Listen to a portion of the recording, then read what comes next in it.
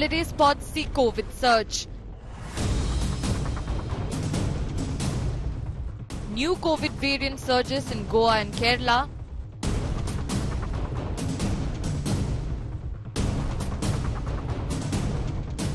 High alert sounded in several states.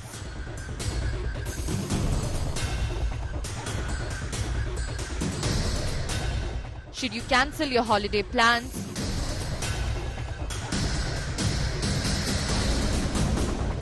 Are holiday hotspots the new COVID hotspots?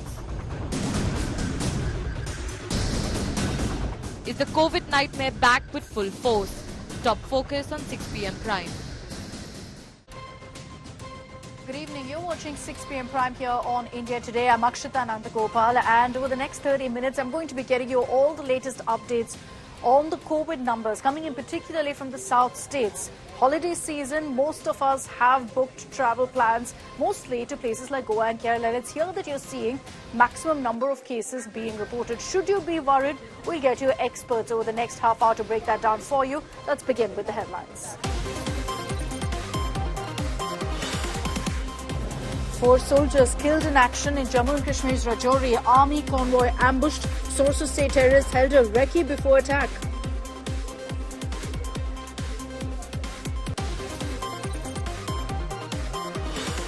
Pakistan-China terror tango exposed once again. Top military sources tell India Today Pakistan and China are pushing terror to divert India's attention from Ladakh.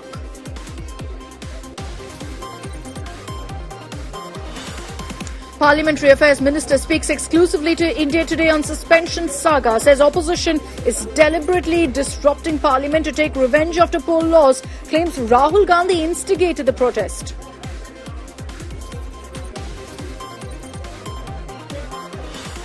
Politics over Karnataka Mantri's jet splurge. BJP attacks Siddaramaiah Sarkara for wasting money amid drought in state. Siddu Mantri calls it diversionary tactics by BJP. Mandir Preparations in Ayodhya enters final stages. Invite showdown peaks. Uddhav Sena slams Modi government for no invite to the consecration ceremony in 1 month from now.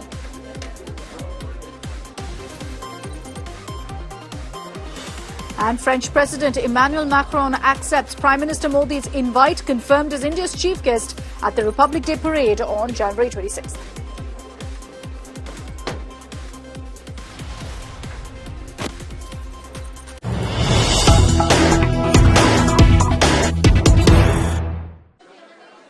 Let's begin with a news break coming in on wrestlers, one after another continuing their protest over the appointment of Brij Bhushan's aide as the Wrestling Federation of India chief. After Sakshi Malik quite literally hung up her boots yesterday and broke down as she announced she's retiring from wrestling, now you have Bajrang Punia also in a form of protest resorting to award Vapsi. He's decided that he's going to return his Padma Shri and has even shot off a letter to Prime Minister Modi on the same. Remember that Bajrang Punia was someone who was also a part of the protest. Punia, in his letter to the Prime Minister, has highlighted the difficulties that these wrestlers have been facing, saying that we've cried all night, we have no idea what to do, and that's why we're taking this step. This comes after Brij Bhushan's aide was in fact elected as the Wrestling Federation of India boss, leading to the likes of Sakshi Malik and Bajrang Punia, who remember also staged the dramatic protest in Jantar Mantar, going ahead with their next form of dharna. Sakshi Malik has announced she's retiring from wrestling and broke down.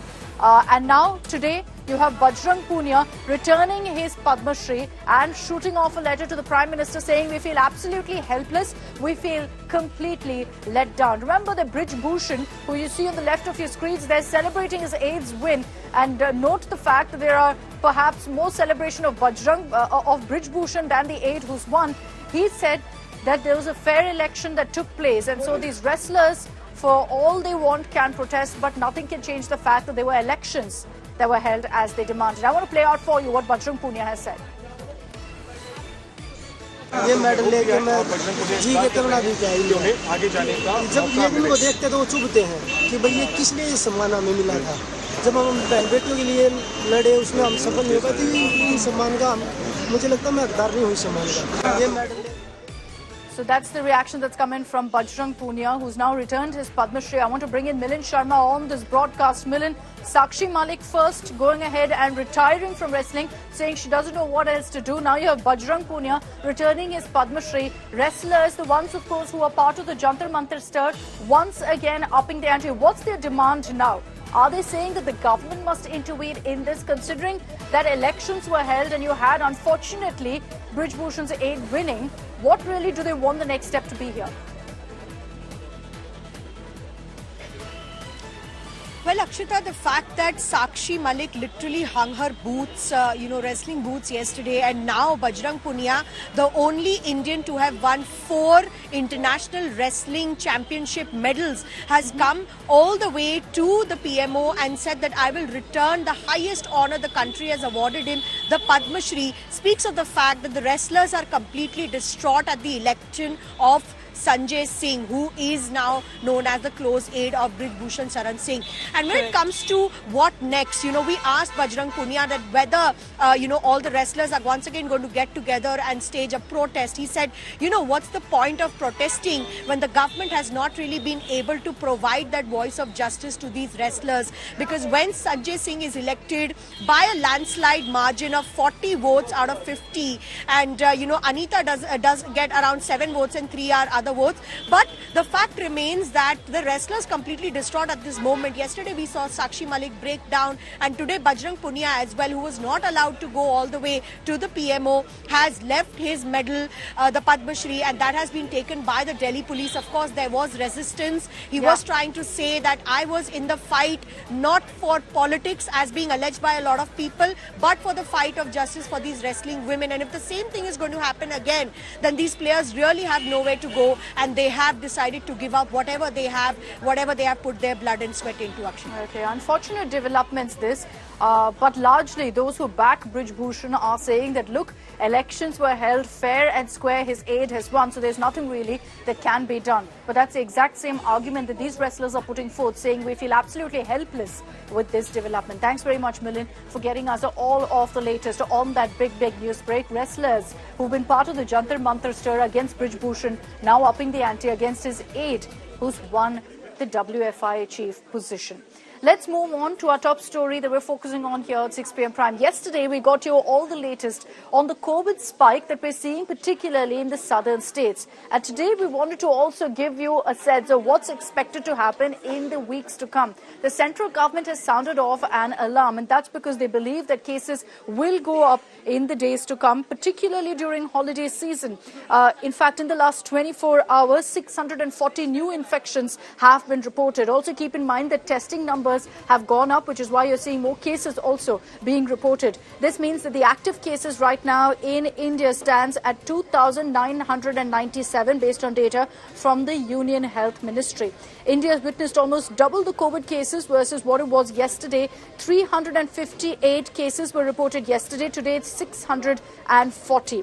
Now, a resident of Noida has also tested positive for COVID, marking the first case in Uttar Pradesh's Gautam Budh Nagar after a prolonged period. Remember that the surge in cases currently is being driven by the new COVID variant JN1.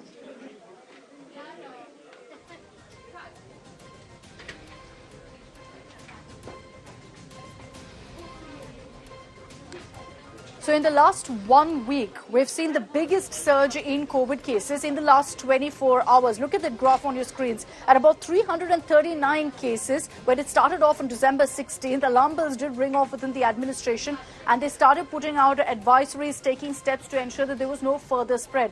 It went down briefly, but it's gone right back up. It's at 640 cases, and that's the number of cases that's been reported in the last 24 hours. Let me again reiterate for you that the reason you would also see numbers going up is because testing now is being ramped up in several states where the JN1 variant has been identified. Now, as far as deaths are concerned, no new deaths have been reported in the last 24 hours. 6 deaths essentially in the last 1 week that's been reported. And in all of these cases, as the government has confirmed, there were patients with comorbidities as well. So it wasn't solely due to COVID, as the JN1 variant, importantly, we must highlight here, is not one that triggers serious illness. Now, of the 640 cases that have been reported in the last 24 hours, the maximum number It's again from the state of Kerala. And I want to bring in on this broadcast my colleague Shibimul as well as Sagar Raja on this broadcast to tell you what's really the situation in these states. Let's focus first, in fact, on Karnataka. And let's tell you about the numbers that have come in, because the active cases in Karnataka stand at 105. 2 deaths have been reported in the state. And largely the number of cases being reported is from the city of Bengaluru. That's again because testing is more in the urban areas than really in the rural pockets. Let's get you some of the reactions coming in from Bengaluru on what officials are doing to tackle this rise in cases. We are at KC General Government Hospital in Bengaluru, and this is one of those famous and well-known government hospital. As of now, there are close to 20 beds which has been allotted for COVID patients in the OPD. Apart from this, you also have 2 ICUs, and each of them have close to 50 beds.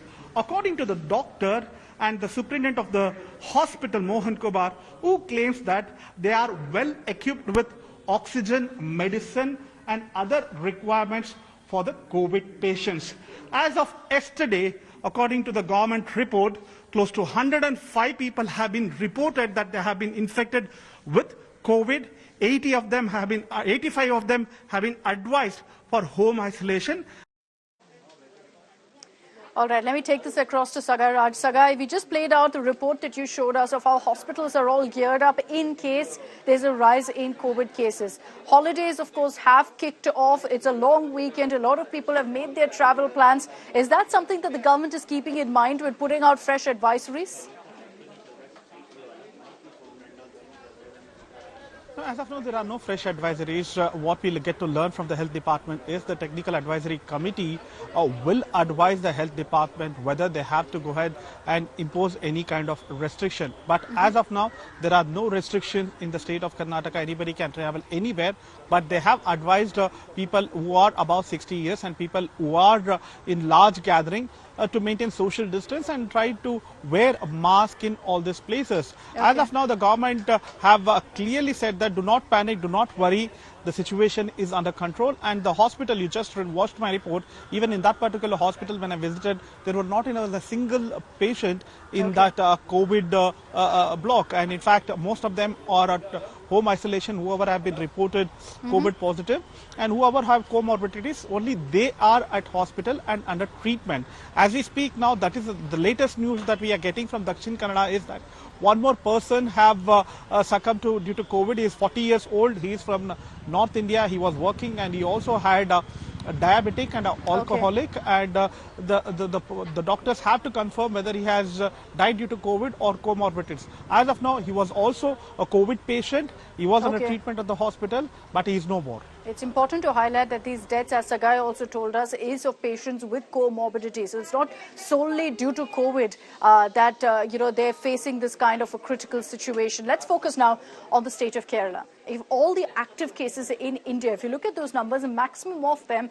are being reported from the state of Kerala. Even in the last 24 hours, maximum of them from Kerala. The active cases are 2,606, 3 deaths that have been reported in the state. Remember that the JN1 variant was first detected in Kerala, and this is something that the government has highlighted. There is, of course, a COVID task force that's been put in place, but they've also said that a lot of the people who are traveling into the state are testing positive for COVID, which is what is leading to this huge spike in numbers in the state. Let's get your reactions coming in from the Kerala Health Minister and other officials before I take this across to Shiv. There is nothing to worry about because from November 1st onwards, we have found a slight increase in the number of COVID cases. So we had a rapid response team state level meeting and a ministerial level meeting was held, and in my meeting we decided to start genomic sequencing. We have been sending samples from November 1st onwards. So we are doing tests. There is no increase in ICU occupancy, ventilator occupancy or isolation bed occupancy.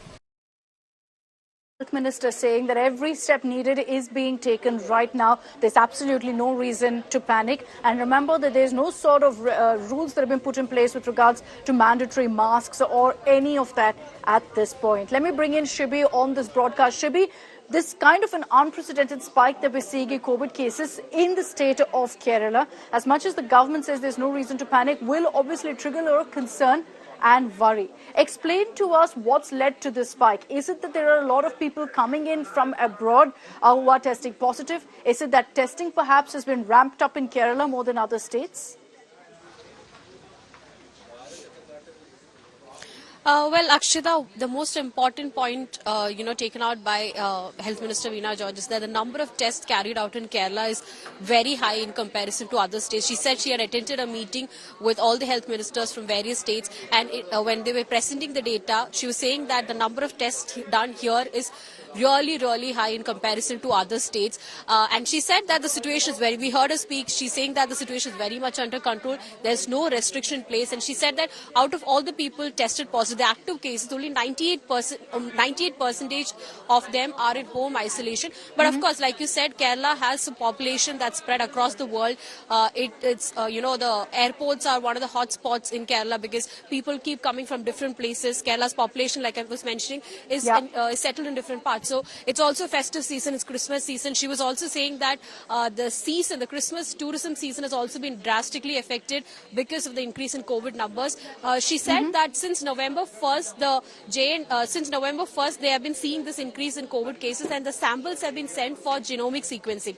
Okay. And also she says that the JN1 variant that was detected in a woman in Kerala was on November 18th, actually last month, and she's recovered fully. She said the transmissibility of this variant is very high, but the severity is less. So there's nothing much to worry.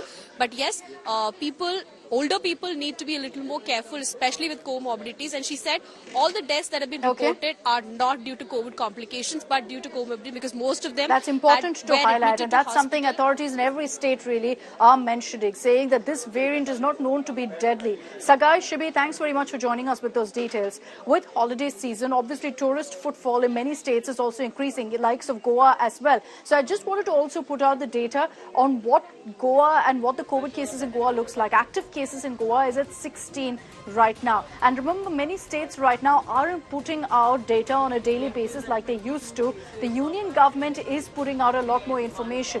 But if you've got plans to head to Goa for the holiday season in the next 1 week, should you be worried? Should you cancel your plans? Well, the Goa government hasn't issued any sort of advisory, but we thought we'll get you an expert on the show to explain what do you do in the face of this kind of a rise in COVID cases and with a new variant coming up. Joining us on this broadcast is Dr. Naresh Trehan, Chairman and Managing Director of Medanta, the best possible voice to explain all that we're seeing right now with regards to these COVID cases going up. Dr. Trehan, good evening. Thank you for joining us here on India Today. First of all, Dr. Trehan, I know a lot of people watching this broadcast are wondering, should we cancel our holiday plans? Should we stay put? Should we go back to, ensuring that we don't mingle with large crowds? What would you advise, sir? So the situation is like this. We know that the JN1 is present in our country, and there are some states that are showing higher rates of infection than others. But in the south mainly, Karnataka, Kerala and Goa are actually seeing a rising number of cases. So the alert that we want to give out to people today is, one, it is a very mild infection if it happens, except for those people who are already having comorbidities, because they are the ones who are very vulnerable. So the advisory to them today is avoid crowded places. I don't think that there is enough alarm to say stop traveling. But if you're going in a plane or a train or in a bus, wear a mask. We all know how to wear a mask and got used to it 2-3 years ago. And that's what you need to come back to, just to protect yourself. Especially the ones with diabetics, elderly people, patients with people who already know they have heart disease and lung disease. These are the 4 vulnerable things that you normally are experiencing in large numbers. So actually, you need to protect yourself. no matter what advisory comes, whether to wear mask or not mask, it does not mean as an individual you need to protect yourself. The rest of the people, as we know, the transmissibility, because it's airborne, is very high, but the severity of the disease is not that high. So people do get flu-like symptoms, cough, cold, fever, but it usually passes within 2 to 3 days. So that's the current scenario that we know. Now, if you look at Medanta, we have seen some patients who are coming with lung infections, and there's one case we know which was severe, but the rest is not so. So everybody is testing again and again, but not everybody who gets a cold and cough should go and get tested for COVID, because just the fact that if you do have a cough and cold, protect your family and your environment by wearing a mask. So I think that's the current status that we have. Now, of course, we have to keep watching it on a daily basis, but there is reason to be alert, not panic, but alert for yourself and protect yourself if you are already predisposed. Dr. Trehan, a lot of people also are rather dismissive about these cases going up. There are some who are saying that, look, this is cyclical, that every time during winter you see a slight rise in COVID cases. Do you think that's what this is? It could be, but why second guess something which can affect you adversely if you are vulnerable? All we are saying today, the warning has to go to the vulnerable people, and you're not saying stay home or don't avoid crowds if you can, but wear a mask. If you're traveling, you're in a crowd, wear a mask, and N95 will protect you. So I think from that point of view, in a general view for people who have had problems, should not expose themselves unnecessarily, because then you regret it later. And it is true that lots of people are having cough and cold that are not COVID. So that's why I'm saying that I don't think we feel the need for people to go get themselves tested every time you get cough and cold. But at the same time, for the elderly, you must protect them. Even if you're at home, you're getting cough and cold, somebody has, isolate yourself a little bit or wear a mask when you are exposed to other people. There's no reason to. Even a common cold spreads by airborne communication. So that's why it is important that if you know you're getting something, protect yourself and protect your environment, your people, your elderly, especially your elderly.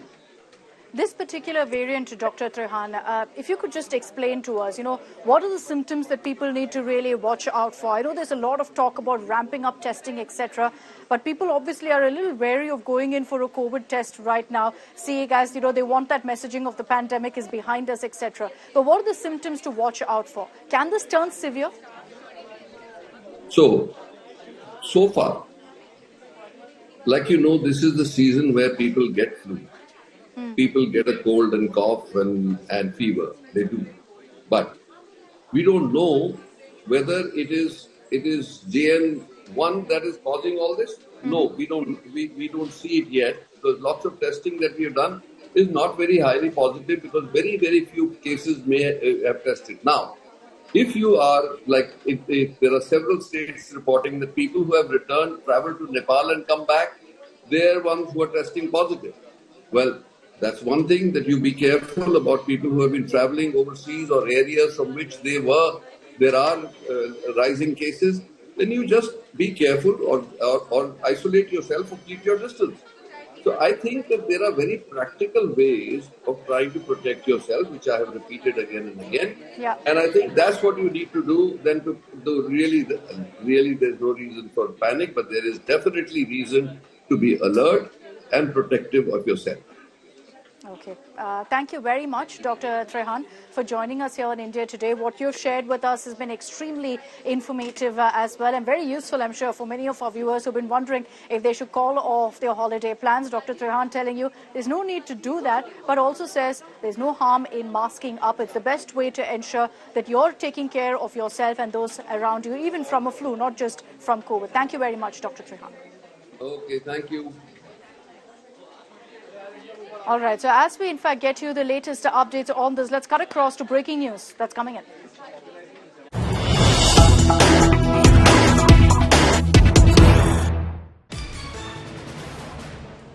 All right, and let's get you the breaking news that's coming in right now of COVID cases on the rise again. 22 cases that have been reported until December 21st. JN1 cases that have been reported until December 21st. And this is the information we're picking up, that no COVID clusters have been identified so far in any part of the country. But there are attempts to identify those who've tested positive, which variant really they tested positive for. So of the COVID cases that have been reported, the active ones, 22 of them are of the JN1 variant.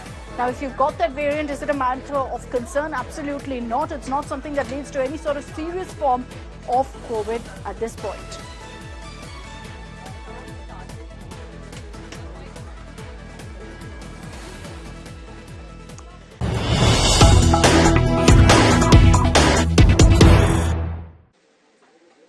All right, big political news break that's coming in this evening. Even as you had this morning, the India Alliance coming together and staging a protest at Jantar Mantar over the suspension of 146 MPs. You've now got the BJP putting the focus once again over the mimicry showdown.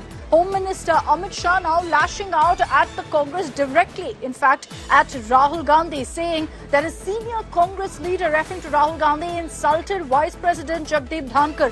Anurag Thakur also has now lashed out at Rahul, saying that the kind of incident that was reported and of Rahul Gandhi shooting the entire mimicry episode is completely undemocratic. Let's play out for you those reactions. As a legislator मैं bill को pilot कर रहा था। मेरे मन में बहुत इच्छा थी कि इसमें प्रतिपक्ष के भी विचार आए, परंतु दुर्भाग्य की बात कि क्षुल्लक कारणों के कारण बहाना बनाकर विपक्ष ने ये पूरे बिल की चर्चा का बहिष्कार करने का दुर्भाग्यपूर्ण निर्णय। जब देश की क्रिमिनल जस्टिस सिस्टम के अंदर आमूलचूल परिवर्तन लाने वाले 3 कानूनों पर बहस हो रही थी संसद के अंदर, विपक्ष के सदस्य संसद के बाहर महामहिम उपराष्ट्रपति की मिमिक्री करने का काम कर रहे थे। इससे ज्यादा निंदनीय काम कोई और हो नहीं सकता। और कांग्रेस जैसी पुरानी पार्टी के प्रमुख नेता इसकी वीडियोग्राफी कर मखौल उड़ा रहे। इस देश में कभी भी ढेर सारी सरकारें आई और गई, परंतु संवैधानिक पदों की मर्यादा को हमेशा बनाए रखा है। भारतीय जनता पार्टी पक्ष में रही या विपक्ष, हमने कभी संवैधानिक पद पर बैठे हुए व्यक्ति के सम्मान को चोट नहीं पहुंचने दी, न पहुंचाई। श्रीमान राहुल गांधी अपरिपक्व, अगंभीर, अलोकतांत्रिक है। उनका आचरण लोकसभा के अंदर हो या सदन के बाहर हो, ये शर्मसार करने वाला है। कैसे एक व्यक्ति जो एक बड़े राजनीतिक दल का अध्यक्ष रहा हो, वर्षों से सदन का सदस्य हो, सांसद हो, उसके बावजूद एक नहीं अनेक बार कभी बोलकर तो कभी अपने कृत्यों के माध्यम से आलोचना सहता है। राहुल गांधी जी ने जो किया, देश उनको माफ नहीं करेगा। अगर कोई सांसद कुकृत्य कर रहा था तो उसको रोकना चाहिए था, कुकृत्य में शामिल नहीं होना चाहिए था। संवैधानिक पदों की न गरिमा न सम्मान बल्कि अपमान करने का काम श्रीमान राहुल गांधी ने किया है। पूरी कांग्रेस पार्टी को माफी मांगनी चाहिए। सोनिया जी राहुल गांधी जी को ऐसा लगता है मुंह में बर्फ जम गई है, होंठ सिल गए हैं। माफी मांगना तो दूर, ये उल्टा आरोप लगा रहे हैं। So even as the government faced questions over the manner in which 146 MPs, opposition MPs, were suspended in the winter session, Rajdeep Sardesai spoke exclusively with Parliamentary Affairs Minister Prahlad Joshi, who blamed the opposition completely, saying that despite clear agreements, the placards will not be brought into Parliament. They did so. He's also pinned the blame on Rahul Gandhi. So you're saying the opposition used the suspensions as a tactic in a way to ensure that Parliament is... They never wanted to run the Parliament. They didn't want to run the Parliament. But I want to understand from you, when I look at the numbers, 2004 to 14, sir, UPA 1 and 2, 50 MPs were suspended Lok Sabha. 2014 to 23, it's 210 and counting. What does this suggest? Is there a breakdown of trust? The opposition does not want to work with you, and you are a majority government, you don't want to work with the opposition. My way or the highway seems to be on both sides. That is not correct, and I have already explained to you the position many a times. We requested them, we asked for the consultation, we asked for the, ultimately it is the democracy where you can corner the government by disrupting government. Normally kya hota hai? By disrupting, opposition will be losing the opportunity.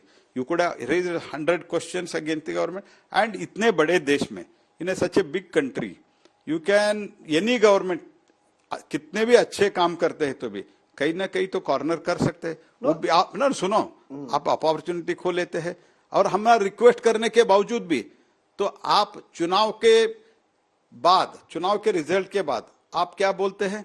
आप ये बोलते हैं ऐसे आराम से चल रहा है, और एक मौका मिलता है 40 मिनट, आप 2 बजे के बाद 40 मिनट चर्चा क्यों किया आपने? बाद में कौन बोला आपको रोकने के लिए? So who do you think stopped it? You're hinting that someone outside the Parliament instructed the MPs to disrupt Parliament and not allow it to function. That's the insinuation you're making, right? You're saying someone is directing the Congress MPs to get themselves suspended. As soon as it started again at 2 o'clock, it ran up to the 2:40. And who disrupted it? Ask the, why did they allow for 40 minutes, and then why did they stop it?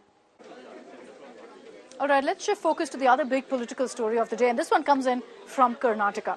You had a minister, part of the Siddaramaiah cabinet, Zamir Ahmed, posting this video that you see on your screens of him walking through and enjoying a private jet ride, putting up this video where he's flaunting off this kind of a lifestyle at a time when he, along with Chief Minister Siddaramaiah and some other ministers, were on board that plane going to Delhi to seek funds for drought relief for Karnataka from the central government. It's obviously led to questions about where the Karnataka government's money is going, whether it's ensuring a lavish lifestyle for ministers while they ask the central government for funds for the people of Karnataka. The BJP has lashed out at this splurge by the Karnataka government. Siddaramaiah has questioned and defended it, saying, how does everyone else travel? How do other dignitaries travel? Here's a report.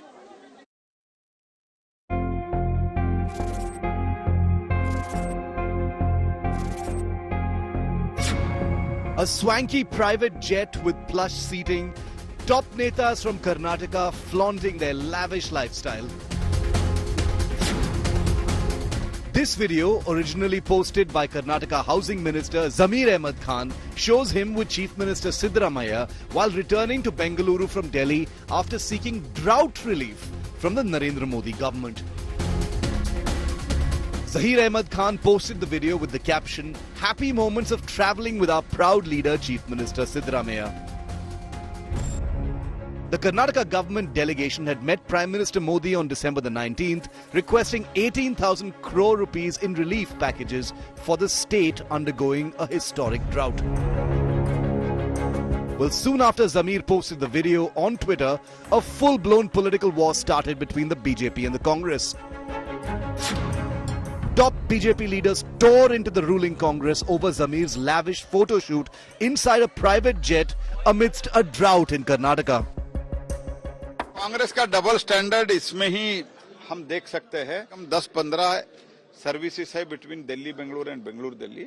इसमें तो ऐसे luxurious aircraft लेके जाना इस time तो बिल्कुल गलत है,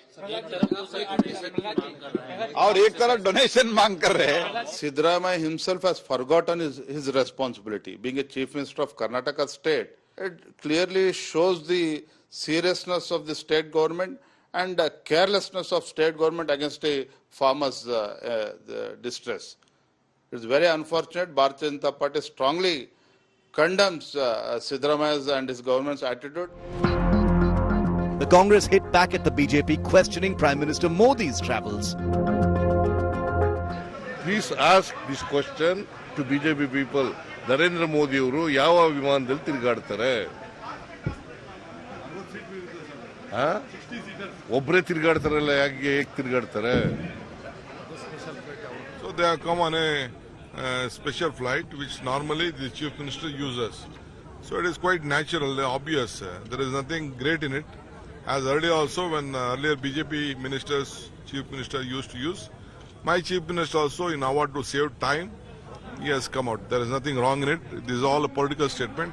We don't mind their comments on that.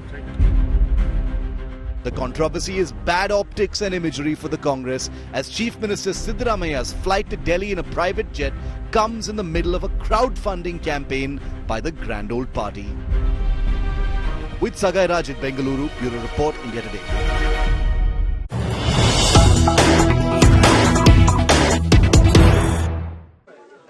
And let's get your reaction coming in from the minister seen in that video flaunting his travel in a private jet to Delhi. He's defended this flirt, saying that we tried to get normal flight tickets, tried to fly, in a domestic flight, but didn't get that chance because tickets were completely sold out. So we didn't have a choice but to take this kind of a private jet, because we also had a cabinet meeting to attend soon after.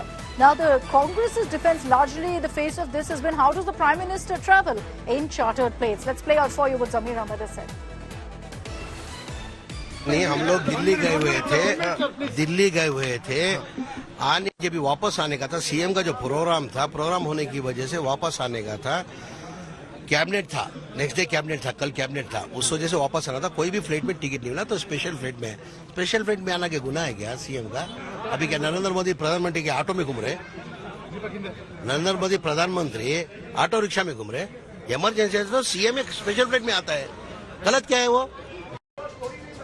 Exactly 1 month to go for the grand inauguration of the Ram Mandir in Ayodhya. Preparations already underway. Invites are being sent out as we speak. But there's also a lot of controversy over who's been chosen for the event and so far who hasn't. While invites have gone out to several opposition leaders, the likes of Sonia Gandhi, Mallikarjun Kharge have been given invites. No invite, according to Sena UBT leader Sanjay Raut, has gone to Uddhav Thackeray. Now, this has sparked controversy, as in fact the Sena UBT has cried conspiracy and questioned why Uddhav Thackeray has not been invited just yet. Preparations are on a war footing right now. Remember, Prime Minister Modi will be visiting on December 30th. That's when you're going to be seeing the Sri Ram International Airport being officially inaugurated in Ayodhya. There were test flights conducted today. So flights will take off, land in Ayodhya from December 30th. 3000 crore से ज्यादा के परियोजनाओं का हम लोग लोकार्पण प्रस्तावित कर रहे हैं और लगभग इतने ही 3000 करोड़ के प्रोजेक्ट्स को हम लोग उनका शिलान्यास कराएंगे। तो ये लिस्ट को तैयार कर लिया गया है, सीएम ऑफिस भेजा जाएगा, वहां से उसको हरी झंडी दे दी जाएगी, तो हम लोग उसकी तैयारी कर रहे हैं। तो हम जो भी ऑप्शंस हैं, सभी संभावनाओं पे हम लोग काम कर रहे हैं और तैयारी हम लोग पूरी कर रहे हैं कि माननीय प्रधानमंत्री जब यहाँ पर दौरा होता है तो हम लोग जो रेलवे स्टेशन का दौरा प्रस्तावित है, एयरपोर्ट का जो इनॉग्रेशन प्रस्तावित है और जो जनसभा होनी है उसकी हम लोग तैयारी कर रहे हैं। परिवार के लिए एक प्राउड की बात तो रहेगी, जैसे उस दिन सही में दिवाली, जैसे लोग बोलते हैं कि सही में दिवाली बनाएंगे कि राम जी घर पधारे, वैसा ही होगा डेफिनेटली। और पर्टिकुलरली हमारे परिवार के लिए जो इनके साथ वर्षों से इतने सालों से जुड़ा हुआ है, तो हमारे लिए भी बहुत खुशी की बात होगी कि एक मंदिर जो पहले मेरे दादाजी ने बनाया सोमनाथ का और दूसरा ये मंदिर हम बना रहे हैं, तो वी आर ब्लेस्ड और भगवान का ऑब्वियसली शुक्रिया करेंगे कि ये हमें इसका काम दिया गया और इसके ऊपर से हम इसको परिपूर्ण कर सके और उस लेवल तक का कर सके कि लोग उसको पसंद करें। देखिए, जिसका योगदान है उनको कभी नहीं बुलाएंगे,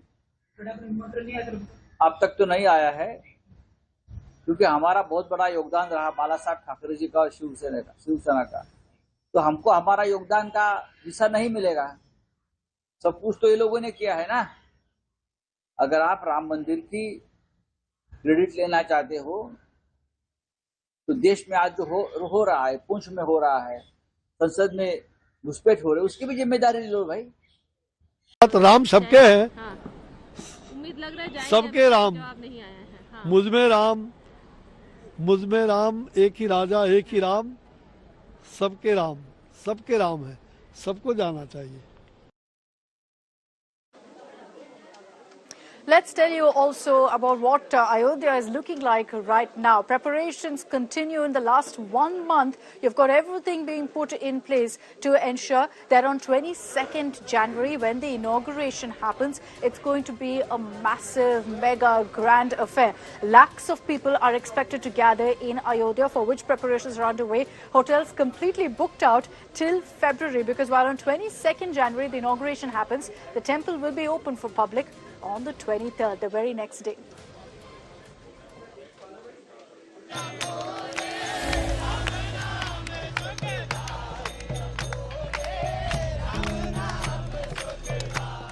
The transformation is nearing completion. The historic city is gearing up for the grand inauguration of Ram Temple just a month away. Ayodhya is already bustling with devotees,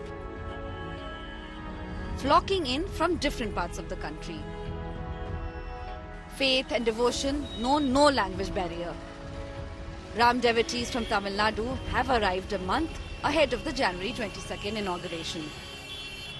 What do you feel after coming here about the Ayodhya, about the Ram Mandir? Super. Very fine. Super, fine. Very fine. Fine. Pressure. நூற்றாண்டு பிரச்சனையே Modi Jai Ram. Super. A city of 3 million, Ayodhya anticipates hosting at least 4.5 million devotees a month after the upcoming opening of the Ram Temple. The economic surge accompanying the expected influx is already evident. Hotels are fully booked. Restaurants are operating at full capacity. आज हमारा पहला दर्शन है, पहली बार अयोध्या आए हैं, मगर देख के दिल प्रसन्न हुआ। जो व्यवस्था और जो निर्माण हो रहा है वो ऐसा कहीं भी नहीं होता, और ऐसा एक मोदी जी के टाइम पे हुआ है, और जो भी होता है उनके समय के हिसाब से होता है। लाइफ टाइम अचीवमेंट है, मंदिर बनते हुए देख रहे हैं, बहुत बड़ी बात है। बहुत भव्य और अतुलनीय, और मेरे हिसाब से जब गूगल में दोबारा कभी हिंदुस्तान को सर्च किया जाएगा तो अयोध्या नाम सबसे ऊपर दिखेगा। Ayodhya's hospitality sector has quickly adapted to the arrivals from the south and as far as West Bengal. Hotels and restaurants now feature idli, dosa, sambar and rice on their menus. जान लीजिए पहले यहाँ पे कुछ नहीं था अयोध्या में, दूर तक कुछ खाने का सामान नहीं था। अब तो आप जहाँ भी जाएंगे वहाँ जो इच्छा करेगी आपको वो खाइए। फूड मिल रहा है यहाँ पर, रोजगार बहुत बड़ा है। ठीक है, अब दुकानें जो हैं वो ग्राहक भी अच्छे आते हैं, बाहर के लोग आते हैं, अच्छा सामान खाते हैं, अच्छा पैसा देते हैं। पहले से नो डाउट यात्री तो बढ़े हैं, और बढ़ने के साथ साथ डिमांड भी बढ़ी है। साउथ इंडियन थाली की, आंध्रा थाली की, उनकी भी बढ़ी है डिमांड। जी हाँ, व्यंजन में उस तरीके की भी मांग हो रही लगा। बिल्कुल। Development work continues unabated in Ayodhya. Road and rail now seamless connect to the city. Trains set to start operating from January 19th, following the consecration of the idol of Lord Ram. The temple, nestled in a sprawling complex of intricately carved pink sandstone and white marble, will be open to public from January 23rd. Both the central and the state governments are sparing no effort for a spectacular inauguration. On Thursday, UP Chief Minister Yogi Adityanath visited Ayodhya, engaging in prayers and overseeing security and other arrangements at the sacred site. Ayodhya poised to usher in a renaissance of faith and a surge of investments and prosperity. Bureau Report, India Today. So in exactly 1 month from now, the inauguration of the historic and grand Ram Mandir will take place. And here on India Today, we're going to continue getting you all the latest reports of what's happening in Ayodhya in preparation for that huge moment in 2024. That's all we have time for on this broadcast. Thanks for tuning in.